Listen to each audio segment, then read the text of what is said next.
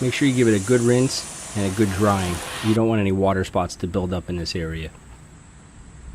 After drying it thoroughly, I wiped it down with some rubbing alcohol to make sure there's no grime or grease residue left over.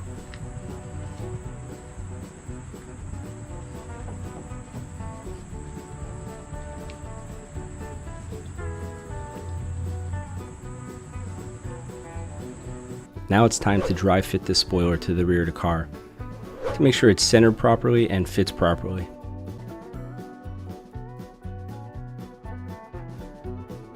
And then adjusting the spoiler and measuring again until they're equal on both sides.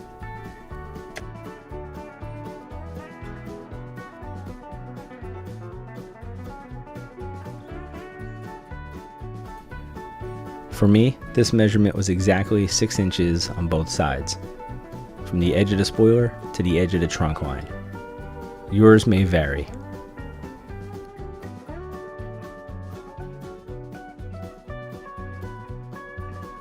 I'm next going to mark each side with some painter's tape, so when we put the spoiler on later with the adhesive tape, it's easier to line up.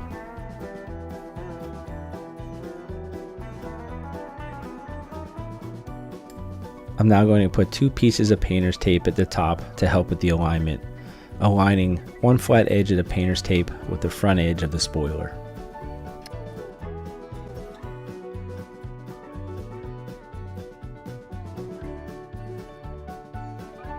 I'm now going to use some more tape in the middle to help center it left and right later. I'm going to use 2 pieces of tape, one on the spoiler and one on the trunk. I'm using the right side of each piece of tape as a straight edge and aligning it accordingly.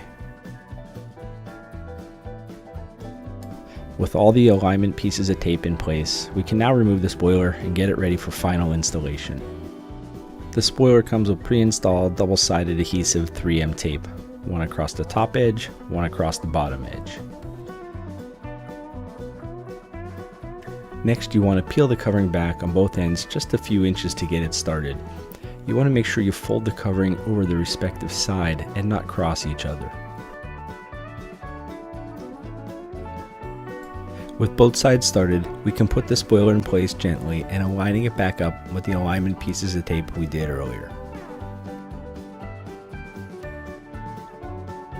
You want to double check that the top cover is coming out of the top and the bottom cover is coming out of the bottom. Now starting from one side, gently pull back the coverings a little bit at a time from the top and bottom, working your way slowly to the other side. While doing this, make sure you're not pressing the spoiler down to the trunk just yet. You want to make sure you can get the coverings out from underneath the spoiler easily and not have them clamped down.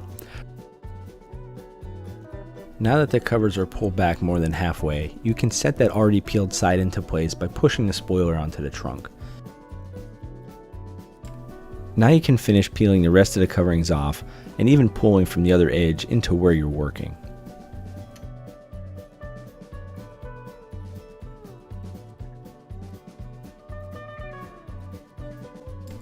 Next, with all the adhesive coverings off, we can now push the spoiler onto the trunk and work it in. The adhesive on the double-sided tape gets activated with pressure. You want to work your way back and forth on the spoiler, pushing it into place.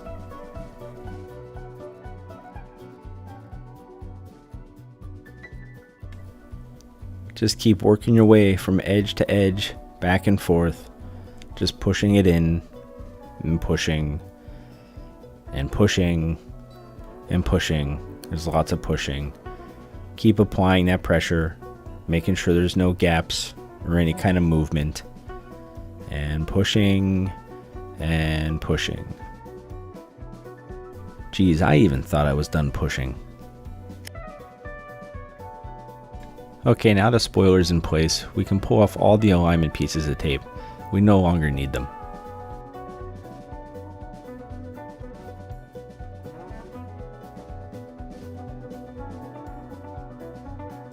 This next step is not required, but somewhat recommended. I put some strips of painter's tape over the spoiler with some tension holding that spoiler into place. This is just to keep some pressure on that adhesive while it's setting. I was able to leave these strips of painter's tape on for at least a few hours.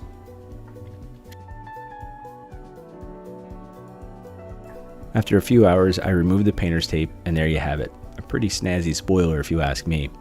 I do like the semi-gloss finish, as I think it matches the black trim already in the car, and I'm not a big fan of the really shiny black.